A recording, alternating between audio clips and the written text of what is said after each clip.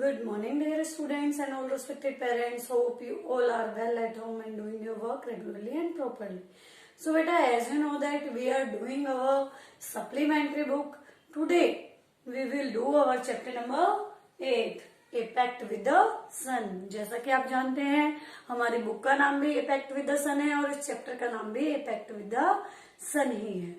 तो इस चैप्टर में हम पढ़ेंगे कि कैसे जो शहीदा एक छोटी सी बच्ची है वो अपनी माँ के लिए सूरज की किरणों से रिक्वेस्ट करती है कि वो पृथ्वी पर आए और उसकी माँ को गर्मी दे जिससे कि वो उसकी बीमारी जल्दी से ठीक हो जाए। और वो कैसे उसकी रिक्वेस्ट मांगते हैं। So let's start the explanation of the chapter. So बेटा, इस चैप्टर में आपको बताया गया है कि जो शहीदा है उसकी मदर जो है वो बहुत लंबे समय से बीमार है। उसको जोड़ों का दर्द, सर्दी, जुकाम, मतलब हर तरह की कोई भी ऐसी बीमारी नहीं है जो उसको नहीं हुई है।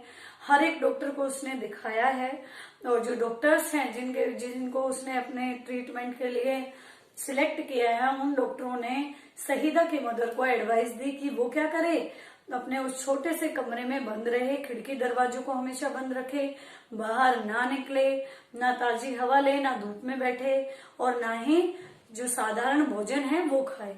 उसको कुछ लिमिटेड चीज खाने के लिए परमिशन की गई कि वो कैसा खाना खाएगी, कमरे के अंदर ही बंद रहेगी। तो कुछ समय तक जैसे जैसे वो डॉक्टरों की एडवाइस लेती कुछ समय तक तो ठीक रहती, फिर से वैसे ही बीमार हो जाती। तो इस तरीके से जब धीरे धीरे कर शहीदा की मदर की हालत ज्यादा खराब हो गई, वो ज्यादा सीरियस बीमार हो गई, तब जो अड़ोसी पड़ोसी थे और जो सगे संबंधी थे उन्होंने सलाह दी शहीदा की मदर को कि वो किसी स्पेशलिस्ट को दिखाए।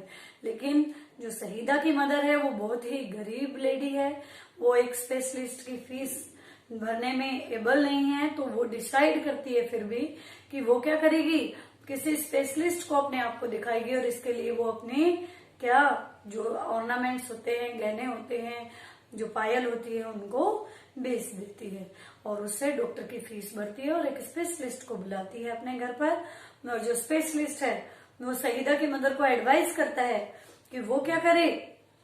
वह उसको देखता है, महंगी महंगी दवाइयां लिखता है और कहता है कि दवाइयों से भी ज्यादा जरूरी है कि आप 1 घंटा रोजाना सुबह 8 से 9 बजे तक सूरज की धूप में बैठो, ताजी हवा लो और इस छोटे कमरे से बड़े कमरे में शिफ्ट हो जाओ जिसकी खिड़की दरवाजे हमेशा खोल कर रखो और जो तुम्हारा मन करता है खाने में वही खाओ।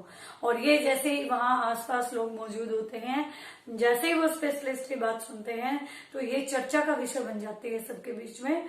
कई तो इससे सहमत होते हैं, कोई असहमत होते हैं। तो पड़ोस की एक महिलाओं में से कहती है कि भाई शहीदा की मदर को तो काफी लंबे समय से खांसी है, कोल्ड है, कफ है और ऐसे में धूप में बैठना, बाहर हवा में बैठना खतरे से खाली नहीं है। तब की जो एक युवा वहां पर लेडी होती है वो उनसे आर्ग्यूमेंट करने लगती है। तो आपस में लोगों का आर्ग्यूमेंट स्टार्ट हो जाता है। लेकिन जो शहीदा की मदर है वो कहती है कि हमें क्या करना चाहिए, हमें डॉक्टर की सलाह माननी चाहिए और वो निश्चय करती है कि वो अपनी भाई जो डॉक्टर ने एडवाइस दी है उसको जरूर फॉलो करेगी।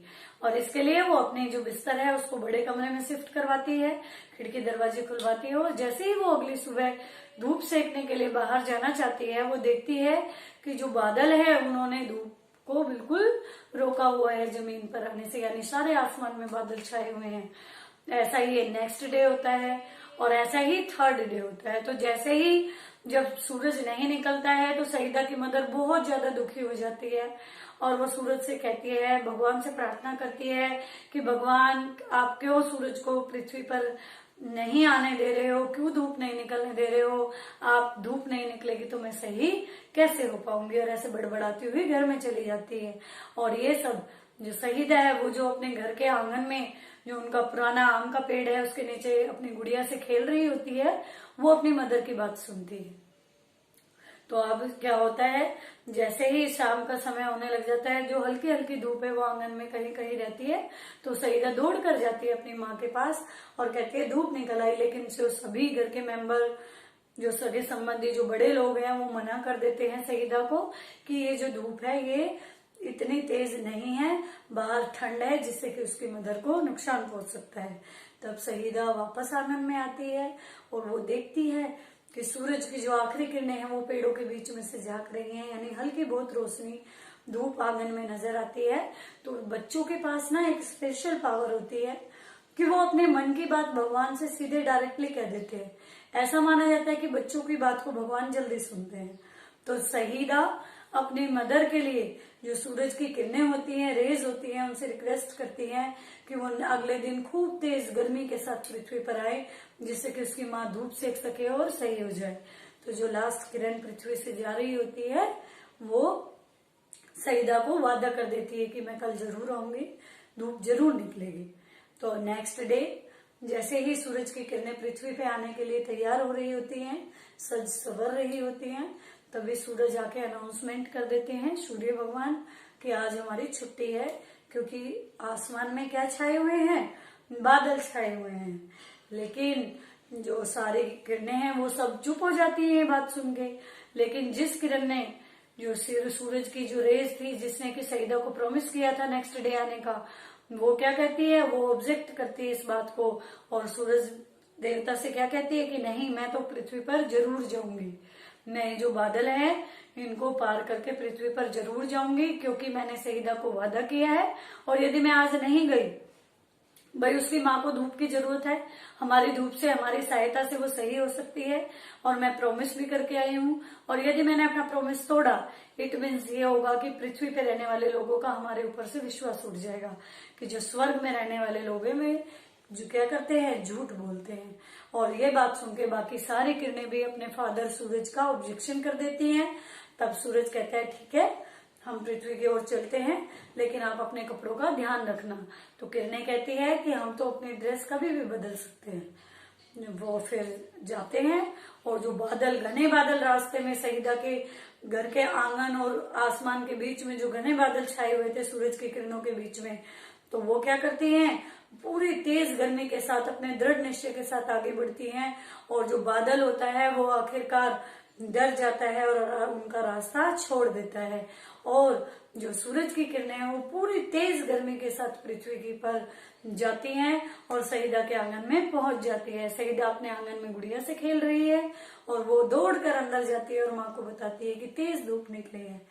तो उसकी माँ का बिस्तर, जो चारपाई है या बिस्तर है, वो धूप में डाला जाता है, आंगन में बिस्तर लगाया जाता है। जब वो अपने बिस्तर पर बैठी होती है, सईदा की मदर धूप को अपने हाथ, चेहरे, अपने शरीर पर ऐसे महसूस करती है जैसे उसने बरसों से धूप नहीं देखी हो, क्योंकि कई महीनों से वो घर से बाहर नहीं निकली थी।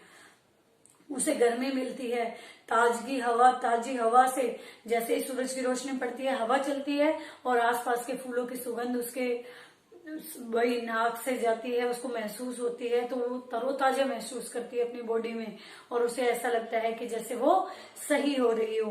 वो सूरज की किरणों का भी धन्यवाद करती है, उसकी आंखें भर आती है और वो अपनी बेटी को धूप से नहाते हुए यानी धूप की किरणों में बैठे हुए खेलते हुए देखती है और अपने गले से लगाती है।